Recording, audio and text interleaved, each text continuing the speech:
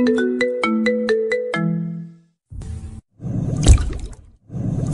যে বন্ধুরা শুনছো, নতুন নতুন রোমান্টিক ভালোবাসার গল্প পেতে ও শুনতে চাইলে আমাদের আমিনুল লাভ স্টোরি চ্যানেলটি সাবস্ক্রাইব করে বেল বাটনটি অন করে দিও।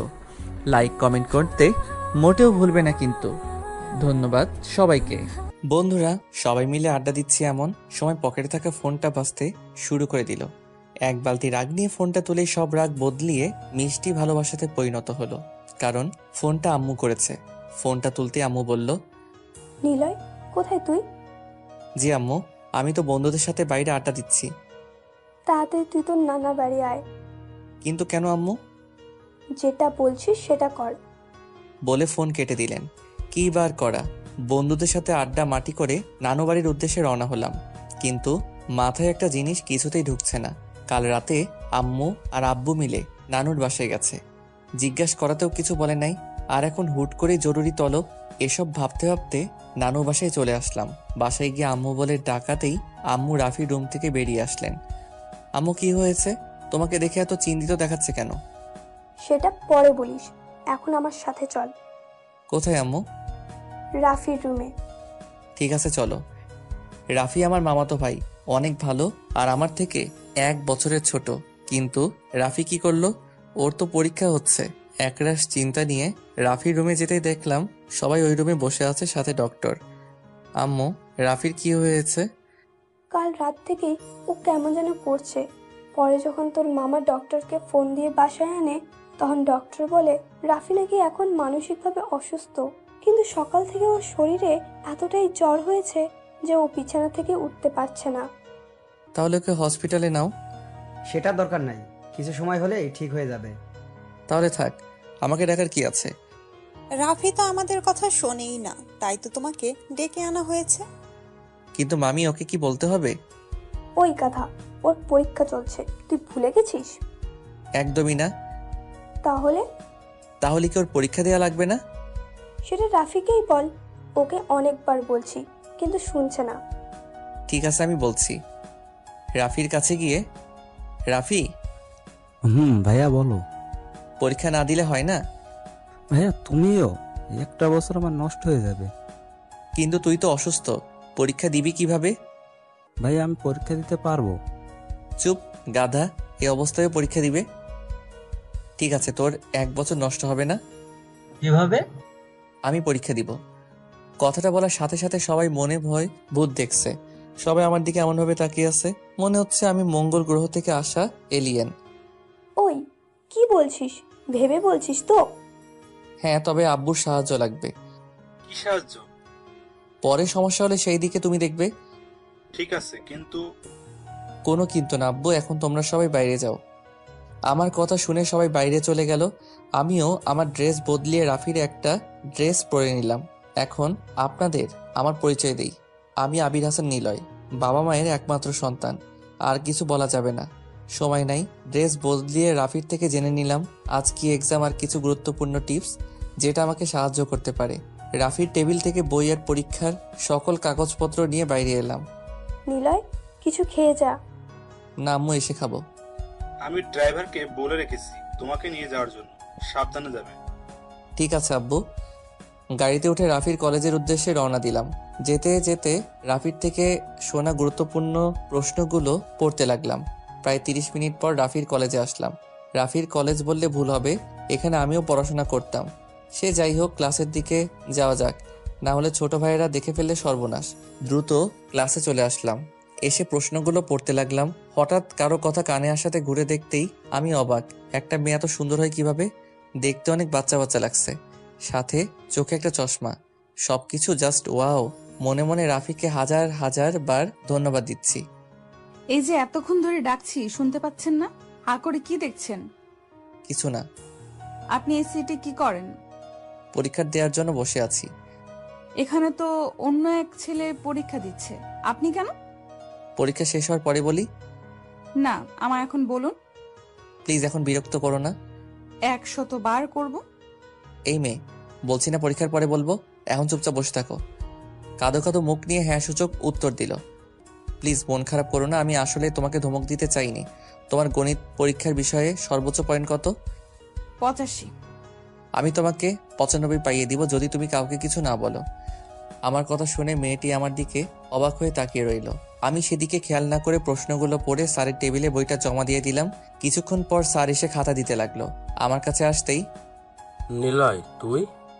ভাই প্লিজ এখন কিছু বলো না, পরীক্ষা শেষ হলে সব বলবো। ঠিক আছে। খাতা নিয়ে লিখতে যাব তখনই দেখি আমার পাশে বসা মেয়েটা আমার দিকে অবাক হয়ে তাকিয়ে আছে।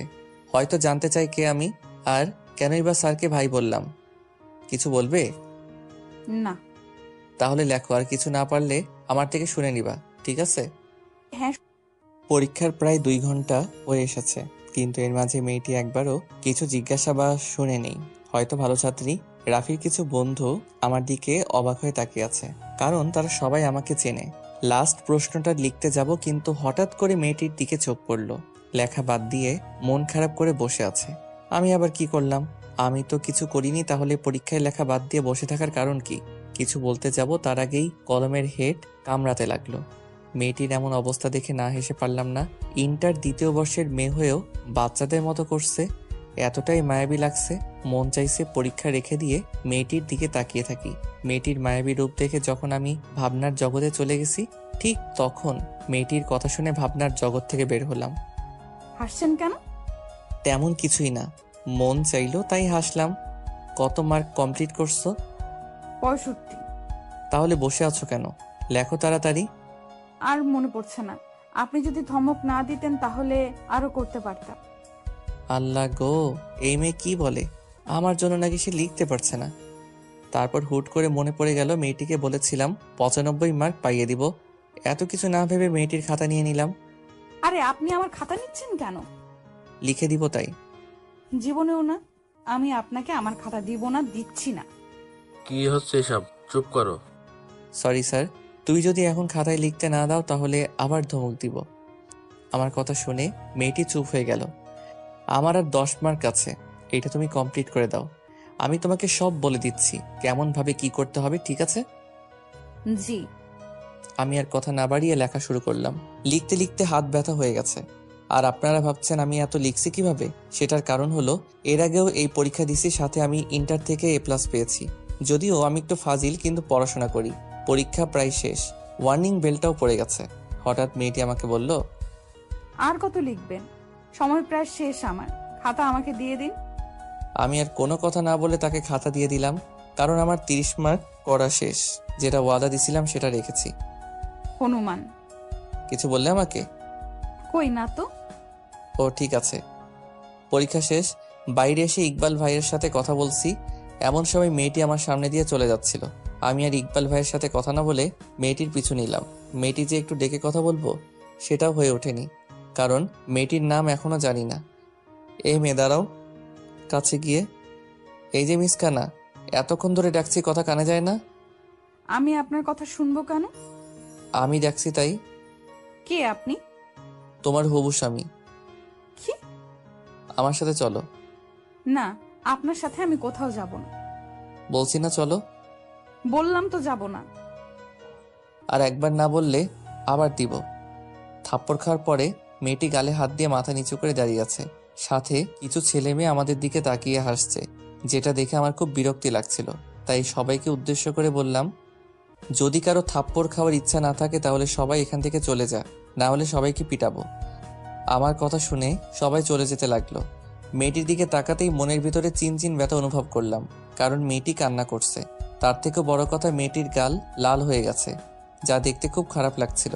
মেয়েটি চশমাটা খুলে চোখের জল মুছে দিয়ে বললাম, আমি আসলে মারতে চাইনি।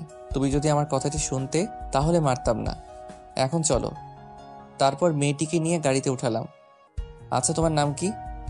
জান্নাতুল মাওয়া, ডাকনাম জান্নাত। বাহ, সুন্দর নাম। তোমার বাসা কোথায়? কলেজের উত্তর পাশে যে একটা ফ্ল্যাট আছে সেটা আমাদের। তোমরা একাই থাকো? না, নিচতলায় ভাড়াটে থাকে। তোমার বাসায় কে কে আছে? আব্বু, আম্মু, ছোট বোন আর আমি। ওয়াও, আমার তাহলে একটা শালিকাও আছে, ভালোই হবে। রাগানোর জন্য বললাম। আমার দিকে একটু তাকিয়ে থেকে কিছু না বলেই মাথা নিচু করে নিল। তাই আমিও আর কিছু বললাম না, আবার যদি মন খারাপ করে। সেই ভয়ে। নানু বাসায় আসার পরে ম্যাডাম নামুন, এসে গেছি। জান্নাত কিছু না বলে নেমে গেল। হয়তো ভাবছে যদি কিছু জিজ্ঞাসা করে আবার যদি মারি, সেই ভয় পেয়ে। ওকে দেখতে কিছুটা ভীতু দেখাচ্ছে, কিন্তু ওর এই মায়াবী রূপ সাথে মুখে ভয়ের ছায়া, যা আমাকে বারবার ওর মায়ায় জড়িয়ে যেতে সাহায্য করছে। জানি না ওর মধ্যে কি প্রভু কি এমন লুকিয়ে দিছে, কিন্তু আমি খুঁজে পাচ্ছি না। জান্নাত আমার সামনে এসে দাঁড়াতেই বললাম, চলো আমার সাথে। তারপর জান্নাতকে সাথে নিয়ে নানু বাড়ির ভিতরে ঢুকলাম। আমাকে দেখেই রোহান বলল, ভাইয়া এই আপুটাকে? তোর জানতে হবে না, চল আমার সাথে। কোথায় ভাইয়া? রাফির রুমে। ভাইয়াকে তো হাসপাতালে নেওয়া হয়েছে। কেন? আবার অসুস্থ হয়েছিল, তাই ডাক্তার আঙ্কেল হাসপাতালে নিয়ে যেতে বলেছিল, কিন্তু কোন হাসপাতালে নেওয়া হয়েছে আমি জানি না। ঠিক আছে, তুই থাক, আমরা গেলাম বলে জান্নাতকে সাথে নিয়ে গাড়িতে উঠালাম। আম্মুকে ফোন দিয়ে কোনো হাসপাতালে নেওয়া হয়েছে সেটা জেনে আমি নিজেই গাড়ি ড্রাইভ করতে লাগলাম। প্রায় 30 মিনিট পর হসপিটালে পৌঁছে গেলাম। দেখলাম আম্মু, আমি আর মামা বাইরে বসে আছে। আমি তাদের কাছে যেতেই আম্মু জান্নাতকে দেখে বলল, নিলয়, এই মেয়েটাকে? আম্মু ও জান্নাত রাফির সাথে পরীক্ষা দিচ্ছে, আর জান্নাত ইনি হলো আমার আম্মু, সাথে তোমার হবু শাশুড়ি মা। কথাটা শোনার পর জান্নাত অগ্নি দৃষ্টি নিয়ে আমার দিকে তাকালো। সেদিকে আমি না দেখে মামিকে বললাম, রাফির কি অবস্থা? এখন একটু ভালো। ঠিক আছে, তোমরা বাইরে থাকো, আমি আর জান্নাত ভেতর থেকে আসছি। জান্নাতকে সাথে নিয়ে রাফির বেডের কাছে গিয়ে বললাম, একে চেনো ডিয়ার হবু বউ? খবরদার, আমাকে আর হবু বউ বলবেন না। বললে কিন্তু আমি আত্মহত্যা করব। মাথায় হাত দিয়ে, পাগলি নাকি তুমি? সেটা যাই বলেন। হয়েছে, এখন একে দেখো। রাফিকে দেখিয়ে, চিনি, ইনি রাফি যে আমার সাথে। এখন চলো, তোমার বাসা থেকে আবার চিন্তা করবে। জান্নাতকে আর কিছু বলার সুযোগ না দিয়ে বাইরে চলে আসলাম। বাইরে এসে আম্মু, মামি আর মামার সাথে কথা বলে জান্নাতকে নিয়ে গাড়িতে উঠলাম। কিন্তু জান্নাত কেমন ভাবে যেন তাকিয়ে আছে, হয়তো কিছু বলতে চাইছে। কিছু বলবে? যদি বকা আর না মারেন তাহলে বলতে পারি। ঠিক আছে বলো, কিছু বলবো না। ওনার কি হয়েছে? একটু মানসিকভাবে অসুস্থ, সেই জন্য ওর পরিবর্তে আমি পরীক্ষা দিচ্ছি, যেন রাফির একটা বছর নষ্ট না হয়। ও, জান্নাতের সাথে কথা বলতে বলতে জান্নাতের বাসার সামনে আসতেই আমাকে থামাতে বলল। আমি একপাশে থামাতেই জান্নাত নেমে বাসায় চলে যেতে লাগলো। কেউ কাউকে সাহায্য করলে ধন্যবাদ বলতে হয়, আমি বলি না। বলেই দৌড়ে বাসার ভিতরে চলে গেল। আমিও সেখানে না থেকে বাসার উদ্দেশ্যে রওনা দিলাম। বাসে এসে মামাকে ফোন দিয়ে বললাম রাফির সবগুলো পরীক্ষাই আমি দিব। রাফির অবস্থার কথা চিন্তা করে মামাও আর না করলো না। পরীক্ষার রুমে ঢুকতেই দেখতে পেলাম জান্নাত সিটে বসে আছে আর কি যেন আনমনে ভেবে চলেছে। প্রতিটা মানুষের কিছু ভালো লাগার বিষয় থাকে, তার মধ্যে একটা হলো ভালোবাসার মানুষটার দুষ্টু মিষ্টি পাগলামি। এই জন্যই হয়তো রবি ঠাকুর ভেবে বলেছেন আমরা সেটাই মুগ্ধভাবে উপভোগ করি, যেটা আমাদের উপভোগ করার বিষয়। সে যাই হোক, আমি তো আর রবি ঠাকুর না যে তার কথার ব্যাখ্যা দিব। অনেকক্ষণ জান্নাতকে দেখার পরে সিটে গিয়ে বসলাম। আমার বসা দেখে প্রথমে কিছুটা ভয় পেয়েও তেমন কোনো রিয়াক্ট করলো না। কেমন আছো হবু বউ? জান্নাত কিছু না বলে অগ্নিময় দৃষ্টি নিয়ে আমার দিকে তাকালো। ওর চোখের ভাষাটা কিছুটা হলেও আমি বুঝতে পারছিলাম। ওর চোখ দুটো দেখে বোঝা যাচ্ছে আমায় এখন চিবিয়ে খাবে। কি হলো, কথা বলছো না কেন? কি বলবো শুনি? আর আমায় বউ ডাকার আপনি কে? আমাদের কি বিয়ে হয়েছে? কেন বউ, রাগ করছো কেন? এখন না হয় কিছুদিন পরে ঠিকই বিয়ে হবে। অসম্ভব, আমার জান থাকতে আপনাকে আমি বিয়ে করব না। সেটা না হয় সময় বলে দিবে। জান্নাতের সাথে কথা বলতে বলতে স্যার এসে পরীক্ষার প্রশ্ন আর খাতা দিল। পরীক্ষা শেষ করে আমি জান্নাতের জন্য অপেক্ষা করছি। কিছুক্ষণ পরে জান্নাত রুম থেকে বের হলো। জান্নাত, এদিকে চলো। না, যাব না। আর আজ মারলে আমি বাসায় গিয়ে আম্মুকে সব বলে দিব। জান্নাতের কথা শুনে আমি হাসবো নাকি কান্না করবো ভেবে পাচ্ছি না। এত বড় মেয়ে হয়েও 3-4 বছরের মেয়েদের মতো কথাবার্তা। প্লিজ, তোমার সাথে একটা জরুরি কথা আছে। না, আমি যাব না। আপনার জন্য কাল আমি আম্মুর থেকে বকা শুনছি। আশেপাশে তাকিয়ে দেখলাম ছাত্রছাত্রীর সংখ্যা তেমন কোনো নেই। এই সুযোগটাতে মায়াবতী গালে ছোট্ট একটা ভালোবাসার পরও শেখে দিলাম। চুমুটা দেওয়ার পরে জান্নাত আমার কলার ধরে কলেজের একপাশে নিয়ে গেল। তুই আমাকে চুমু দিলি কেন? ওরে মা, এই মেয়েগুলো কি বলে? যে মেয়েকে কেউ ধমক দিলে চুপ হয়ে যায় সেই কিনা রেগে কথা বলছে, সেটাও আবার তুই করে। অবশ্যই এরকম ভাবে কথা বলাটাই স্বাভাবিক, কারণ অপরিচিত কেউ এভাবে চুমু দিলে রাগ করাটাই সাজে। কিন্তু হবু বউটাকে অনেক রূপবতী লাগছে। রাগ করলে জান্নাতকে রাগলে এতটা রূপবতী লাগে না। দেখলে হয়তো জীবনের অনেক বড় একটা জিনিসের অপূর্ণতা রয়ে যেত। জান্নাতকে দেখে মনটা চাইছে জড়িয়ে ধরে একটু আদর করি। কি হলো, হাবলার মতো দাঁড়িয়ে আছিস কেন? তাছাড়া কি করব? ওই হারামি বাদর, কালো বিড়াল, হনুমান, তুই আমাকে চুমু দিলি কেন? সেটা বল। তুমি কি এগুলো আমাকে বলছো? তুই ছাড়া এখানে কেই বা আছে? ছি, এভাবে কি কেউ হবু বরকে বকা দেয়? কে হবু বর? কেন আমি? আর একবার যদি বাজে কথা বলিস তাহলে গলা চেপে ধরে তোকে মেরেই ফেলবো। তোমার লজ্জা করে না এভাবে কাউকে মারতে? শালা লুচু, তোর লজ্জা লাগে না আমাকে চুমু খাস? আমি তো আমার... তোর পায়ে পড়ি প্লিজ, আর বউ বলিস না। ঠিক আছে, আজ আর বলবো না। তারপর আর কোনো কথা না বলে জান্নাত চলে গেল। আমিও বাসায় চলে আসলাম। বাসায় এসে দেখি আম্মু বসে আছে। আমাকে দেখে, একটা সত্যি কথা বলবি? আমি কি মিথ্যা কথা বলছি কোনো? ডাহা মিথ্যা কথা, কারণ আমি সত্য বলা থেকে মিথ্যা কথা বেশি বলি। হ্যাঁ, আইছে আমার সত্যবাদী ছেলে। এখন তুই আমাকে সত্যি করে বল, ওই মেয়েটাকে কোন মেয়ে আম্মু? গতকাল যে হসপিটালে নিয়ে এসেছিলি। আসলে আম্মু আমি ওকে বল, তুই ওকে? আমি ওকে ভালোবাসি আর বিয়ে করতে চাই। আলহামদুলিল্লাহ, ছেলের আমার পছন্দ আছে। তা কিভাবে কি হলো আমাকে প্রথম থেকে বল। তারপর আম্মুকে প্রথম থেকে শুরু করে সব বললাম। আর আম্মুকে এটাও বললাম যে আমি জান্নাতকে খুব তাড়াতাড়ি বিয়ে করব। কিন্তু জান্নাত জানো এই বিষয়ে না জানতে পারে। পরের দিন পরীক্ষার হলে বসে আছি আর বোরিং হচ্ছি, কারণ জান্নাত এখনো আসেনি। তাই চোখ বন্ধ করে নিচের দিকে তাকিয়ে আছি, কিন্তু হঠাৎ পাশে কাউকে অনুভব করলাম। তাকিয়ে দেখলাম জান্নাত বসে আছে। কিন্তু আজ একটু মন খারাপ লাগছে, যে কেউ আজ জান্নাতকে দেখে বলে দিবে আজ ওর মন খারাপ। জান্নাত, তোমার কি মন খারাপ? কি হলো বলো? আজ জেরি অ্যাক্সিডেন্ট করেছে। জেরিকে? আমাদের বাসার বিড়াল। হ্যাঁ, বিড়াল। কেউ বিড়ালের জন্য নাকি মন খারাপ করে, সেটাও আবার পরীক্ষার হলে। জান্নাত যেভাবে মন খারাপ করে আছে, ওকে দেখে মনে হবে ওর কোনো আত্মীয় ইন্তিকাল করেছে, কিন্তু পাগলিটা এমন ভাবে কথা বলছে যেন ওর বেস্ট ফ্রেন্ড। কি হলো, হাসতেছেন কেন? না তেমন কিছু না, এমনি। ও জি। সেদিনের মতো পরীক্ষা শেষ করে বাইরে বের হলাম। কিছুক্ষণ পর জান্নাত বের হলো। ওকে ডাকাতেই মনমরা হয়ে কাছে আসলো। জান্নাত, একটা কথা বলি। বলেন। আমি তোমাকে ভালোবাসি আর তোমাকে বিয়ে করতে চাই। আমি আপনাকে ভালোবাসি না, আর আপনাকে তো আমি জীবনেও বিয়ে করব না। ঢ্যাঙা সার কোথাকার। কি বলে তুমি? আবার বলো। গাধা হনুমান। বলেই হোসাইন বোল্টের মতো দৌড়ে চলে গেল। আমারও ভালো লাগে জান্নাতের এমন পাগলামি। এরই মাঝে 7টা পরীক্ষা শেষ, আর মাত্র 2টা আছে। না জানি পাগলিটা আমার ভালোবাসা বুঝবে কিনা। আর ইদানিং আমিও কেন জানি না জান্নাতের প্রতি অনেকটা দুর্বল হয়ে পড়েছি। ওকে না দেখলে মনে হয় পৃথিবীটা ধমকে গেছে।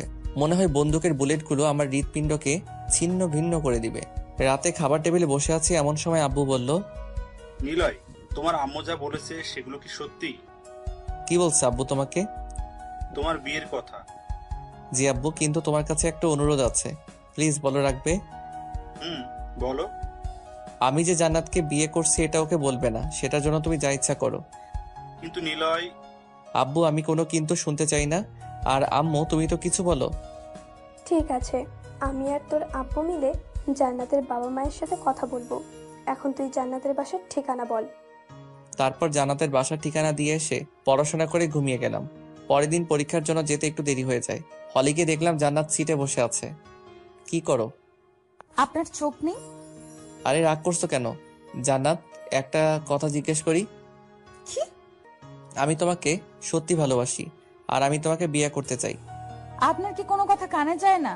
আমি আপনাকে কতবার বলবো আমি আপনাকে ভালোবাসি না, আর আমার প্রাণ থাকতে আমি কোনোদিন আপনাকে বিয়ে করব না। কেন করবে না? তো সাহস কি করে হয় আমাকে স্পর্শ করার, ছোট লোক জানোয়ার? আমি বুঝতেই পারিনি জান্নাত এরকম কোনো কাজ করবে। আশেপাশে তাকিয়ে দেখলাম সবাই আমার দিকে অবাক হয়ে তাকিয়ে আছে। রাফির কিছু বন্ধু যারা আমাকে চেনে, তারা আমার দিকে আসতে চাইলেও হাত দিয়ে বারণ করি যেন তারা না আসে। জান্নাতের চোখের দিকে তাকাতেই বুকের ভিতরে ব্যথা অনুভব করলাম। মনে হচ্ছে কেউ আমার হৃৎপিণ্ডতে আঘাত করেছে, কারণ জান্নাতের চোখ থেকে যখন তখন বৃষ্টি নামতে পারে। জান্নাতের এমন অবস্থা দেখে ওকে রাগান্বিত করার জন্য প্রস্তুত হলাম। যদিও থাপ্পড়টার ব্যথা এখনো করছে, তারপরও ভালোবাসার মানুষকে খুশি করতে লাগলাম। আমি জানি তুমি এখন কান্না করবে, জানি তো তুমি ছিচকাদনে। কে বলেছে তোকে? তোমার চোখ। চোখ কি কথা বলতে পারে? মজা নিস আমার সাথে? আর একবার যদি আমায় রাগাতে আসিস তাহলে তোর খবর আছে। যেভাবে থাপ্পড় মারছো এরপরেও কিছু করবে? সরি। কেন গো বউ? তোকে আমি কিছু করার আগে স্যার এসে হাজির, যার জন্য বেঁচে গেলাম। না হলে হয়তো আবার একটা থাপ্পড় খেতে হতো। বউটাকে শান্তশিষ্ট লাগলেও ঠিক সেরকম না। যেভাবে থাপ্পড় দিচ্ছে আমার বাপের জন্ম মনে হয় এত জোরে থাপ্পড় খাইনি। সেদিনের মতো পরীক্ষা শেষ করে বাসায় চলে আসলাম। ফ্রেশ হয়ে আম্মাকে ডাকলাম। কি রে, মন খারাপ নাকি? না আম্মু। তাহলে কি কিছু বলবি? কিছু বলার ছিল। তাহলে বল। আম্মু, তুমি তো জানো আমি জান্নাতকে কতটুকু ভালোবাসি। হ্যাঁ, জানি তো। আমার পাগল ছেলেটা আমার ছেলের বউকে অনেক অনেক ভালোবাসে। কিন্তু আম্মু, জান্নাত আমাকে বুঝতেই চায় না। কেন বুঝতে চায় না সেটার কারণ জিজ্ঞাসা করেছিস কখনো জান্নাতকে? কি জিজ্ঞাসা করব, শুধু থাপ্পড় দেয়। আম্মু, তুমি হাসছো কেন? তো নয়তো কি করব? তোর মতো ফাজিল ছেলেকে থাপ্পড় মারে কি কম কথা? আম্মু, ঠিক আছে, এখন বল আমাকে কি করতে হবে। কিছু টিপস দাও। তারপর আম্মুর থেকে কিছু টিপস নিয়ে ঘুমিয়ে গেলাম। পরের দিন অর্থাৎ শেষ পরীক্ষা দিতে কলেজে চলে আসলাম। পরীক্ষার হলে ঢুকতে দেখতে পেলাম জান্নাত আজ অনেক হাসি খুশি। মনে মনে সৃষ্টিকর্তাকে হাজারবার ধন্যবাদ দিলাম, কেননা আম্মুর থেকে কিছু টিপস কাজে লাগাতে হবে। জান্নাতের কাছে যেতেই আমাকে অবাক করে দিয়ে জান্নাত বলল, আপনার সাথে আমার কিছু কথা আছে। বলো। না, এখন না, পরীক্ষা শেষ হলে বলবো।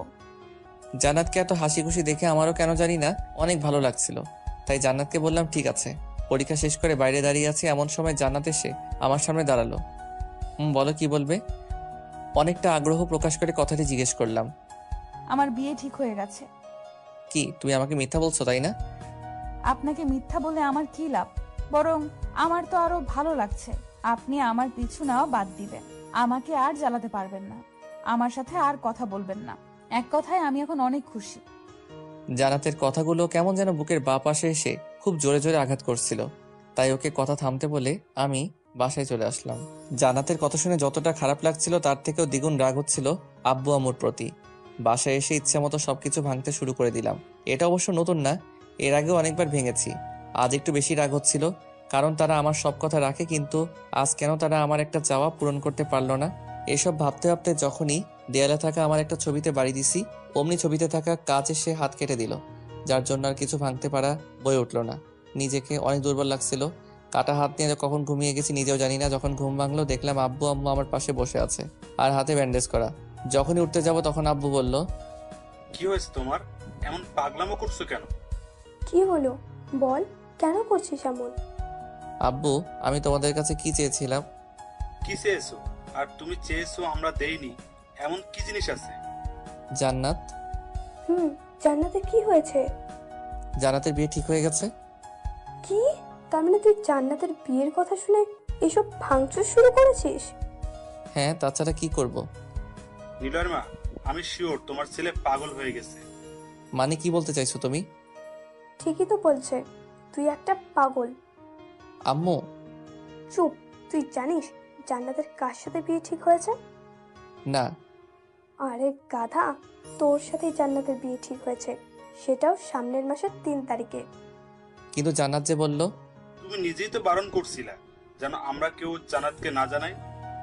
আব্বু আম্মুর কথা শুনে মন চাইছে এখনই লুঙ্গি পরে ড্যান্স শুরু করি, কিন্তু আব্বু আম্মু পাশে থেকে কিছু করতে পারলাম না। আব্বু আম্মুকে জড়িয়ে ধরে হাজারবার চুমু খেলাম, সাথে কিছু পাম মারলাম। আম্মু আমাকে খাইয়ে দিয়ে চলে গেল। আমিও ভাবতে লাগলাম বিয়ের পর জান্নাতকে কিভাবে জ্বালাতন করা যায়। আমাকে কষ্ট দেয়া তুমি হারে হারে টের পাইবা শোনাবো। দেখতে দেখতে আমাদের বিয়ের দিনটাও কাছে চলে এলো। কাল আমাদের বিয়ে, সাথে জান্নাতকে জ্বালাতন করার প্রথম দিন শুরু হবে। আমাকে কি বলেছিলে আমাকে এই জীবনেও বিয়ে করবে না? এবার বুঝবা শোনা আমি কি করতে পারি। রুমের ভিতরে আনমনে এসব ভেবে চলেছি। পুরো বাসা হইচইতে মেতে আছে।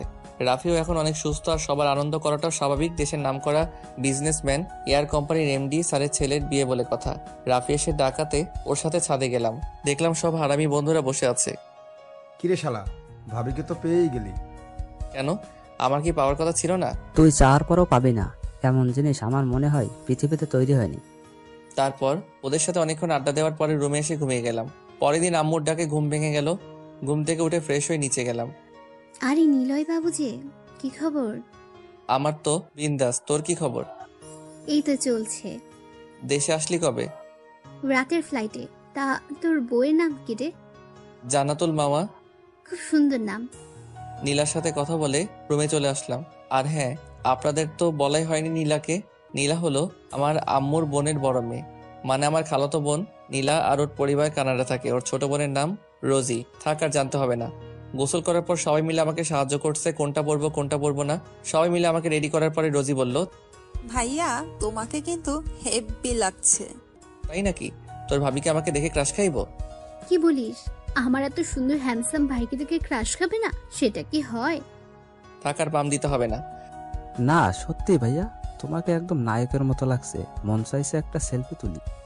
সব নিয়মকানুন মেনে কনের অর্থাৎ আমার শ্বশুরবাড়ির উদ্দেশ্যে রওনা দিলাম। যথাসময় জান্নাতের বাসায় এসে পৌঁছালাম।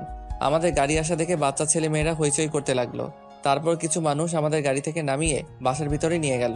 কেন জানি না আমার মনটা অনেক ক্লান্ত হয়ে গেল। সবাই হয়তো বিয়ের দিনে অনেক হ্যাপি থাকে, আমিও ছিলাম, কিন্তু কেন জানি এখন ভালো লাগছে না। জয় দোস্ত, আমার কেমন জানি লাগছে। মানে কেমন লাগছে? ভালো লাগছে না। শালা বুঝতে পারছি, এখন ভাবির সাথে কথা বলবি তাই তো? আরে তেমন কিছু না। থাক আর বলা লাগবে না, আমি দেখছি কি করা যায়। তারপর জয় আর মেহেদি চলে গেল। 5 মিনিট পরে আমাকে ওরা দুজন মিলে একটা রুমের ভিতরে দিয়ে গেল আর বলল, আমরা বাইরে অপেক্ষা করছি, কথা বলে আয়। আমি আর কিছু না বলেই রুমের ভিতরে গেলাম। দেখলাম জান্নাত বসে আছে। এখন আর কেন জানি না খারাপ লাগছে না। হয়তো জান্নাতকে দেখার জন্য এই মনটা ব্যাকুল হয়েছিল। কত সুন্দর চুপচাপ বসে আছে। হয়তো আমাকে এখনো দেখেনি, দেখলে এতক্ষণ মনে হয় থাপ্পড় খেতে হতো। সো মিসেস নিলয় কেমন আছেন? কথাটি বলার সাথে সাথে জান্নাত আমার দিকে তাকালো। ওর তাকানোর মাঝে অনেকটা খুব বিদ্যমান ছিল। হয়তো ভাবছে আমি এখানে কেন। আপনি এখানে? তাহলে কে থাকবে? মানে? মানে তোমার আর আমার বিয়েই তো হচ্ছে। কি আজে বাজে কথা বলছেন? বেরিয়ে যান রুম থেকে। কেন বিশ্বাস হচ্ছে না? বিশ্বাস না হলে তুমি তোমার আম্মুকে এখন জিজ্ঞাসা করো। কিছুক্ষণ চুপ থাকার পর জান্নাত কান্না করতে লাগলো। এক পর্যায়ে রুম থেকে কান্না করতে করতে বেরিয়ে আসতে চাইলো, কিন্তু সেটাতে আর সফল হয়ে ওঠা হলো না। কোথায় যাচ্ছ? আমি এই বিয়ে করব না। তোর মতো চিটার লম্পটকে আমি জীবনেও বিয়ে করব না। তাহলে এখন কি করবে শুনি? আব্বুকে গিয়ে বলবো আমি এই বিয়ে করতে পারবো না। সব চাইলে কি হয়? তোমার আব্বুর সম্মানের কথা একবারও ভাববে না? আমি জানি তুমি এমনটাই করতে, তাই তো এরকম গেম খেলতে হলো। কারণ তোমার যে জেদ, যার কাছে সবাই কুপোকাত। কিন্তু শোনাবো, এখন যে তোমার আর কোনো জেদকে সফল করতে পারবে না। নিজের মনে মনে কথাগুলো ভাবছি। এমন সময় জান্নাত আবার কান্নাকাটি শুরু করে দিল, যা আমার কাছে খুবই খারাপ লাগছিল। তাই বন্ধুদের সাথে করে সেখান থেকে চলে আসলাম। কিছুক্ষণ পর কিছু ছেলে ও মেয়েরা জান্নাতকে নিয়ে আসলো, কিন্তু এখন জান্নাতকে বাজে দেখাচ্ছে। চোখের কাজল লেপটে গেছে আর চোখ দুটো লালা হয়ে রয়েছে। মনে হচ্ছে আমাকে দেখার পর থেকে শুধু কান্নাই করেছে। কিন্তু পাগলিটাকে কি করে যে বোঝাবো খুব ভালোবাসি তোমাকে। জান্নাতকে এভাবে দেখে নিজের মধ্যে খারাপ লাগা বিরাজ করতে লাগলো। কোনো ভুল করছি না তো? নিজেই নিজেকে প্রশ্ন করছি, কিন্তু কোনো উত্তর পাচ্ছি না। যথাসময়ে আমাদের বিয়েটা হয়ে গেল। শুনেছি বাসরাত সবার জন্য স্বপ্নের আর রোমান্টিক হয়, কিন্তু আমার জন্য মোটেও তা হচ্ছে না। প্রায় 30 মিনিট ধরে বাসর ঘরে দাঁড়িয়ে আছি, আর ওদিকে বউ আমার বিছানার উপরে বসে কান্না করছে। কান্না করছে তো করছে, যা থামার নামগন্ধ কিচ্ছু নাই। কত শখ ছিল সিনেমার হিরোদের মতো করে বাসার ঘরে ঢুকবো, বউ আমাকে দেখে সালাম করবে, তারপর আমরা গল্প করব, কিন্তু তার হলো না। কেন যে কান্না করছে কিছু বুঝতেই পারছি না। আরো কিছুক্ষণ দাঁড়িয়ে থাকার পরে জান্নাতের কাছে গেলাম। কান্না করছো কেন? কি হলো বলো? খবরদার আমার পাশে বসবি না। অনেকটা রাগ দেখিয়ে কথাটি বলল। জান্নাতের এখন চেহারা দেখে ভয় পাবার মতো। জান্নাত আমার দিকে যেভাবে তাকিয়ে আছে তা দেখে আমার 1 নাম্বার পেয়ে যাওয়ার অবস্থা। তারপরে বললাম, তুমি এভাবে রাগ করছো কেন? তোকে কি বললাম? একটাও কথা বলবি না। আরে আমি কি করেছি বলবে তো? কি করেছিস মানে? তুই আমাকে জোর করে বিয়ে করলি কেন? জোর করেছি মানে?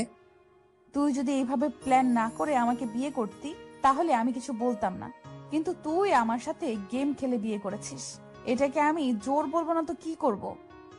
একদমে কথাগুলো বলল। মেয়েটা কথাও বলতে পারে।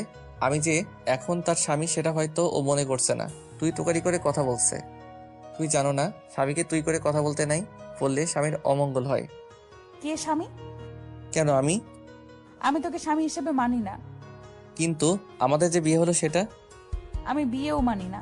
দরকার হলে আমি তোকে ডিভোর্স দিব, তবুও তোকে স্বামী মানা ইম্পসিবল। ঠিক আছে, তোমার আমাকে স্বামী মানতে হবে না। এখন ঘুমিয়ে পড়ো, অনেক রাত হয়েছে। তাহলে তুই বাসাতে কি করিস? জান্নাতের কথা শুনে আমি তো অবাক, কারণ আমি বিছানা ছাড়া কোথায় থাকবো। তারপরে জিজ্ঞাসা করলাম, কেন বিছানায় না থেকে কোথায় থাকবো? বিছানায় থাকবি মানে? তোর সাথে আমি এক বিছানায় ঘুমাতে পারবো না। এবার অনেকটা রাগ হয়ে গেল, কারণ আমি বিছানা ছাড়া ঘুমাতে পারি না। মনটা চাইছে ধরে ইচ্ছা মতো থাপড়ায়ে মুখের দাঁত ফেলে দেই, কিন্তু বউ বলে কিছু করতে পারলাম না। পরে যদি আবার কেউ জিজ্ঞাসা করে আমার বউয়ের এই অবস্থা কেমন করে হলো, তাহলে আমি নিজেই অপমানিত হতে হবে।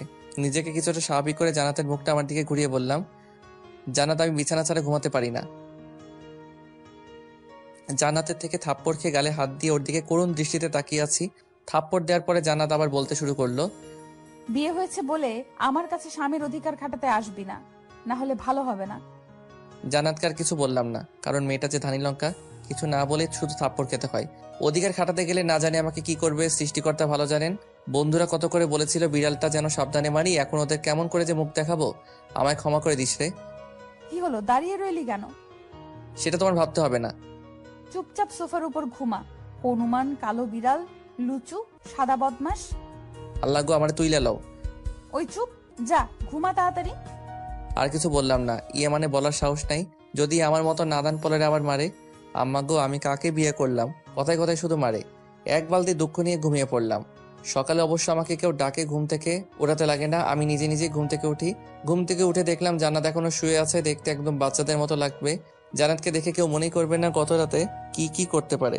ওকে এখন অনেক নিষ্পাপ লাগছিল। ঘুম থেকে ওঠার জন্য ডাক দিব ভাবছি, কিন্তু গত রাতে থাপ্পড় আর বকার জন্য ডাকার সাহসিকতা খুঁজে পাচ্ছি না।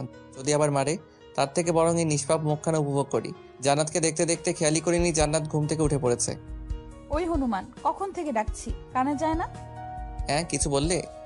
তুই আমার রুমে কি করিস? তোমার রুম মানে? কাল যে আমাদের বিয়ে হলে এত তাড়াতাড়ি ভুলে গেলে? জান্নাত আর কিছু না বলে ফ্রেশ হওয়ার জন্য বাথরুমে চলে গেল। কিছুক্ষণ পর ফ্রেশ হয়ে রুমের ভিতরে এলো। নীল রঙের শাড়িতে জান্নাতকে অপরূপ লাগছিল, তার সাথে খোলা চুলগুলো এখনো ভেজাই রয়েছে, যা দেখতে জান্নাতকে নীল পরিদের মতো লাগছে।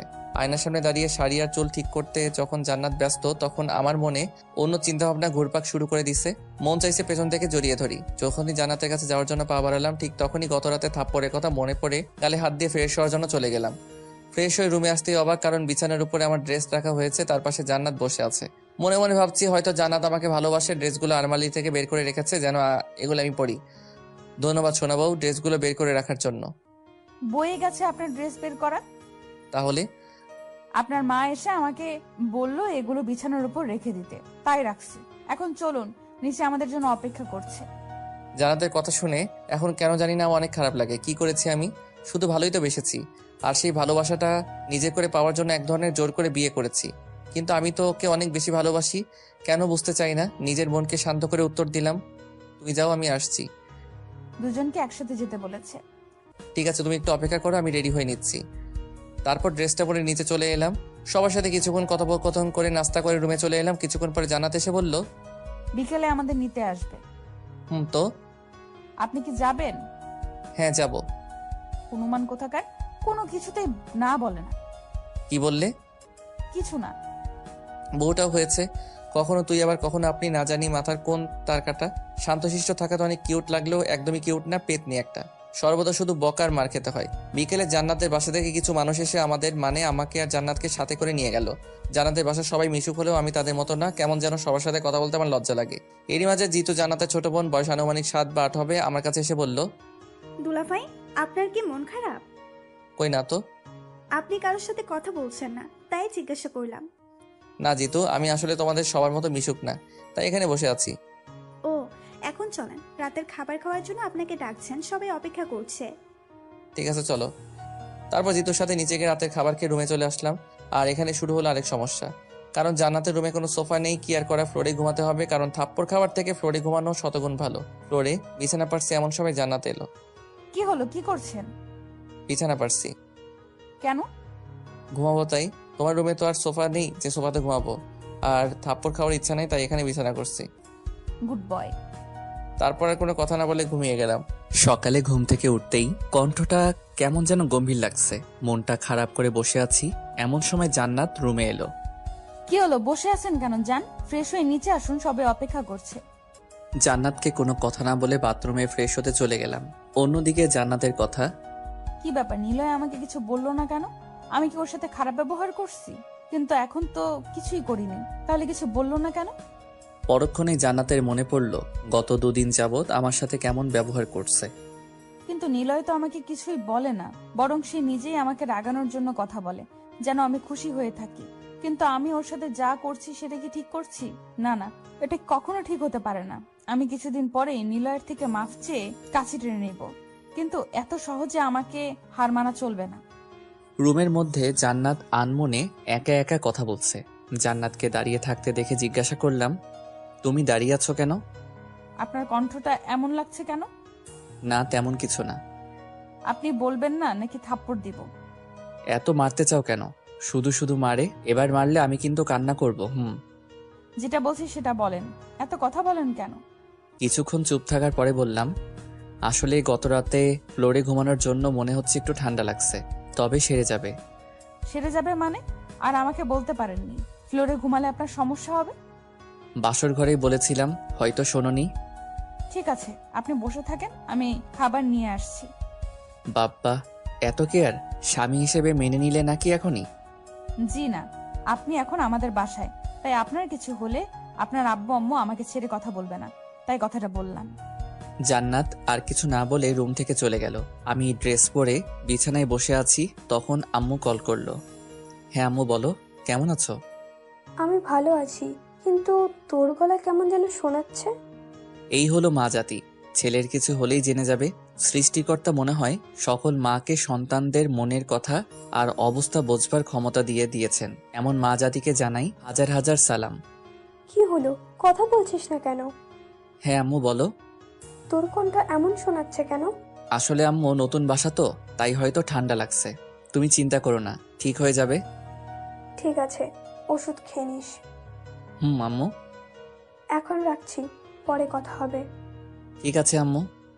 আম্মুর সাথে কথা বলে ফোনটা বিছানাতে রাখতে না রাখতেই জান্নাত প্রশ্ন করলো, কে ফোন করেছিল? আরে তুমি কখন এলে? আমি যেটা প্রশ্ন করেছি সেটা আগে বলেন। গার্লফ্রেন্ড ফোন করেছিল। লামু বলছিলেন কাকে? হনুমান? জানার পরেও জিজ্ঞেস করো কেন? হইছে, আর বলতে হবে না, এখন খাবারটা খেয়ে ওষুধটা খেয়ে নিন। আর হ্যাঁ, বিকেলে আমরা ঘুরতে বেরোবো। ঠিক আছে। তারপর খাবার খাওয়ার পরে ওষুধটা খেয়ে নিলাম।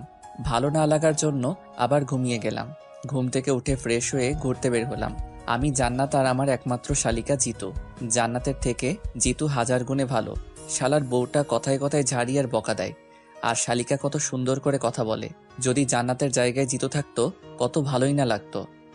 মনে মনে বকা দিচ্ছেন? মানে কাকে বকা দিব? তাহলে চুপচাপ আছেন কেন? কোথায় চুপচাপ আছে? দুলাভাই তো আমার সাথে কথা বলছে, বরং তুমি নিজেই তো আমাদের সাথে কথা বলছো না। জিতু, তুই থাপ্পড় চিনস? জিতু তো ঠিকই বলছে, আর এসব বাদ দাও। তারপর আরো কিছুক্ষণ ঘোরাঘুরির পরে বাসায়, মানে শ্বশুর বাসায় চলে এলাম। রাতের খাওয়া দাওয়া শেষ করে ঘুমানোর জন্য ফ্লোরে বিছানায় পারছি। এমন সময় জান্নাত রুমে এলো। কি করছেন? এই তো বিছানা পারছি, আমার তো বিছানায় ঘুমানোর কপাল নেই। ঢং দেখলে আর বাঁচি না। বিছানা পারতে হবে না, আপনি এখন থেকে বিছানাতেই ঘুমাবেন। আর তুমি কোথায় ঘুমাবে? আপনার সাথেই। জান্নাতের কথা শুনে মনে হচ্ছে আমি কিছুক্ষণের জন্য মঙ্গল গ্রহে চলে এসেছি। মনটা চাইতেছে এমনি লুঙ্গি ড্যান্স দেই। এত খুশি হওয়ার প্রয়োজন নেই, মাঝখানে কোলবালিশ থাকবে। আর ভুলেও যদি আমার কাছে আসেন তাহলে আপনার খবর আছে, মনে থাকে যেন। আরে কি যে বলো, আমি কি তোমাকে বিরক্তি করতে পারি? দেখো, তুমি নিজেই আমাকে ডিস্টার্ব করবে। হয়েছে, আর কথা না বলে ঘুমান। জান্নাতের সাথে আর কোনো কথা না বলে ঘুমিয়ে পড়লাম। সকালে যখন ঘুম ভাঙলো অনুভব করলাম আমার বুকের উপর কিছু একটা আছে। চোখ খুলতেই আমার চোখ কপালে ওঠার মতো অবস্থা। জান্নাতের মাথা, সেটাও আবার আমার বুকের উপর। এ যেন রবার্ট ব্রুসের মতো। আনন্দ লাগছে, মনে হচ্ছে আমি অনেক বড় কিছু জয় করে নিয়েছি। যখন আমি জান্নাতকে দেখতে ব্যস্ত, ঠিক তখনই বারবার জান্নাতের কিছু চুল এসে তার মুখে আছড়ে পড়ছে, যা আমার কাছে অনেক বিরক্তিকর লাগছিল। তাই চুলগুলো সরিয়ে জান্নাতকে দেখতে লাগলাম। এভাবে কিছুক্ষণ থাকার পর জান্নাতের ঘুম ভেঙে যায়। বিষয়টা লক্ষ্য করে বললাম, গুড মর্নিং সোনা বউ। Good morning. জান্নাতের এখনো হয়তো পুরোপুরি ঘুম ভাঙেনি।